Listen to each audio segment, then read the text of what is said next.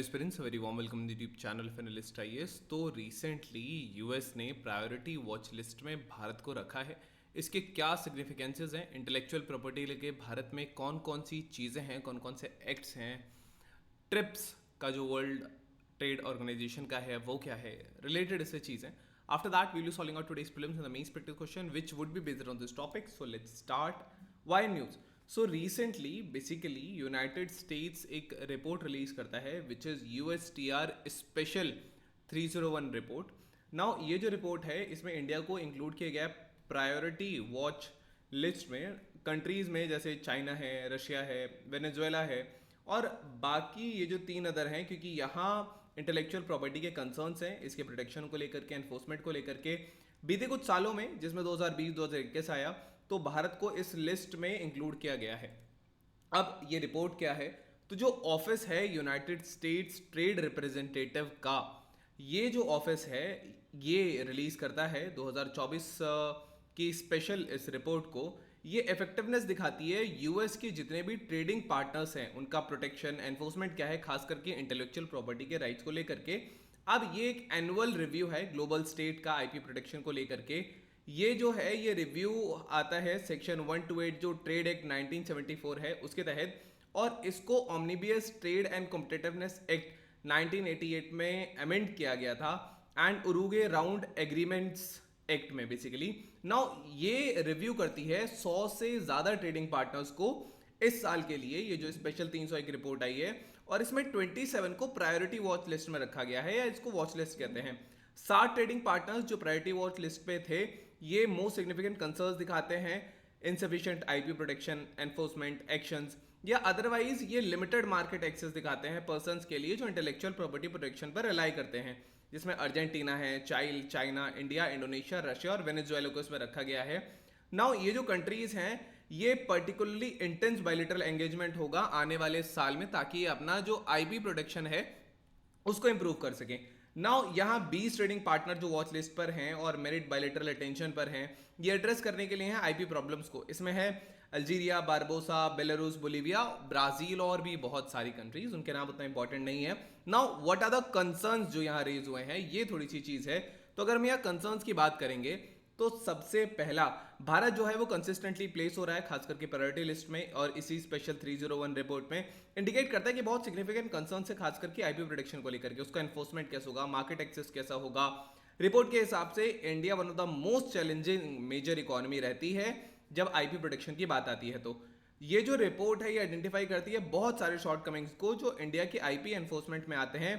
इसमें high rates of online piracy देखी जा सकती है, एक सिग्निफिकेंट बैकलॉग देखा जा सकता है ट्रेडमार्क अपोजिशन का, केसेस का, इनसफिशिएंट लीगल मैकेनिज्म्स हैं ट्रेड को प्रोटेक्ट करने के लिए, इसके सीक्रेट्स प्रोटेक्ट करने के लिए। इसमें हाई कस्टम ड्यूटी है खास करके आईपी इंटेंसिव प्रोडक्ट्स जो होते हैं, कंसर्न जो होते हैं, ओवर वेदर इंडिया के पास एक इफेक्टिव मैकेनिज्म है या नहीं अर्ली रिजोल्यूशन के लिए। ये रिपोर्ट कहती है कि भारत को फुली यहाँ वर्ल्ड इंटेलेक्चुअल प्रॉपर्टी के जो ऑर्गेनाइजेशन के जो यहाँ पे इसको इंप्लीमेंट करना चाहिए, इसके ट्रीटीज को, इंटरनेट ट्रीटीज को इंप्लीमेंट करना चाहिए होल्डर के कॉपीराइट्स को प्रोटेक्ट करने के लिए, और इंडिया को कॉपीराइट लाइसेंस को एक्सटेंड करना बंद करना चाहिए इंटरैक्टिव ट्रांसमिशंस के लिए। इंटरैक्टिव ट्रांसमिशंस बेसिकली वो होते हैं जब यूजर बहुत एक्टिवली पार्टिसिपेट करते हैं, जैसे म्यूजिक स्ट्रीम करने के लिए, वीडियो डाउनलोड करने के लिए। देन या US India trade policy forum है, कुछ प्रोग्रेस जो है उस वो बेसिकली हुई है US India trade policy forum में। इशूज जैसे ट्रेडमार्क का इन्फ्रिंजमेंट इन्वेस्टिगेशंस हैं या फिर प्री ग्रांट अपोजिशन प्रोसीडिंग्स होती हैं। तो बहुत सारे लॉन्ग स्टैंडिंग कंसर्न्स भी यहाँ पर हैं जो अनएड्रेस्ड है, जिनको करना चाहिए। भारत का स्टैंड इंटेलेक्चुअल प्रॉपर्टी पर है, तो भारत ये क्लेम करता है कि हमने स्ट्रिक्टली वर्ल्ड ट्रेड ऑर्गेनाइजेशन का जो ट्रेड रिलेटेड एस्पेक्ट्स है इंटेलेक्चुअल प्रॉपर्टी राइट्स को लेकर के, which is basically trips agreement, इससे हम एडर करते हैं। इंडिया ऑब्लिगेट नहीं करता कि यहाँ पे हम चेंजेस करें कि इंटरनेशनल रूल्स के साथ ही एडर करें या ना करें।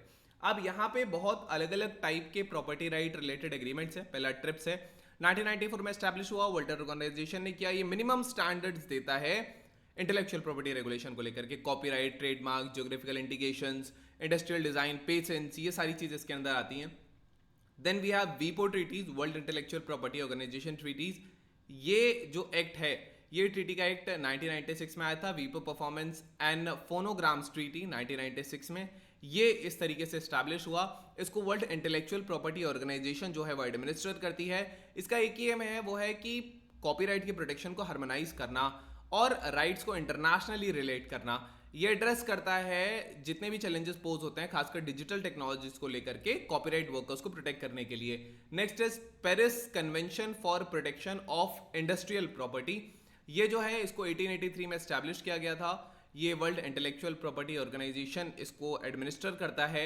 ये इंटरनेशनल ट्रीटमेंट देता है पेटेंट एप्लीकेशंस के लिए, राइट इंश्योर करता है। ये कुछ चीज़ें हैं। देन बेरिन कन्वेंशन यहाँ पे आता है लिटरेरी एंड आर्टिस्टिक वर्क्स के लिए। ये 1886 में एस्टैब्लिश किया गया था। वर्ल्ड इंटेलेक्चुअल प्रॉपर्टी ऑर्गेनाइजेशन जो है वो उसको एडमिनिस्टर करता है।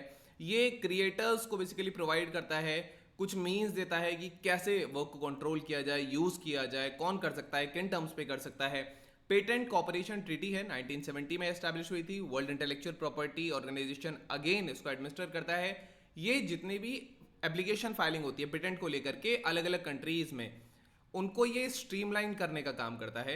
ये एप्लीकेंट्स को अलाउ करता है कि ये प्रोटेक्शन ले सकते हैं और यहाँ इन्वेंशन जैसे साइमल्टेनियसली वो ले सकते हैं लार्ज नंबर ऑफ कंट्रीज में एक सिंगल इंटरनेशनल पेटेंट एप्लीकेशन दे करके। Now we have today's film selected question. The question says the United States representative places India on a priority watch list in its special report 301, most likely due to India's refusal to join the WIPO.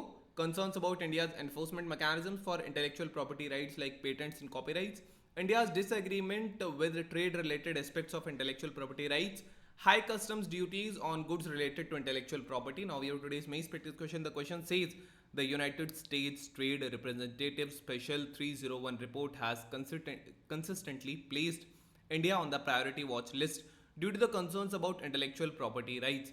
Critically examine these concerns and analyze their potential impact on India's economic development strategy. So this was all about today's video session. Hope you understood it well. Thank you. Have a nice day and stay tuned with Analyst IAS for your better preparation.